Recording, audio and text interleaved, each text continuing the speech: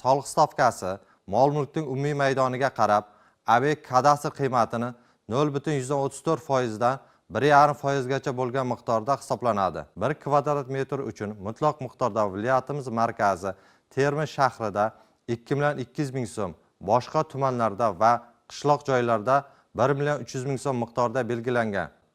2025-yil uchun jismoniy shaxslardan olinadigan yer solig'i stavkasi, ya'ni qishloq xo'jaligiga mo'ljallanmagan 1 sotix yer maydoni uchun soliq stavkasi Termiz shahrida 48,840 so'm, Denov tumanida 44,880 so'm, Sho'rchi tumanida 43,230 so'm, Angor va Jarqo'rg'on tumanlarida 41,250 so'm, Termiz tumanida 39,900 so'm, Oltinsoy, Muzrabot va Sariosiyo tumanlarida 37,950 so'm, Qumqo'rg'on, Sherobod va Uzun tumanlarida 36,960 so'm, Boysun, Qiziriq va Bandixon tumanlarida 36,300 so'm miqdorida belgilangan.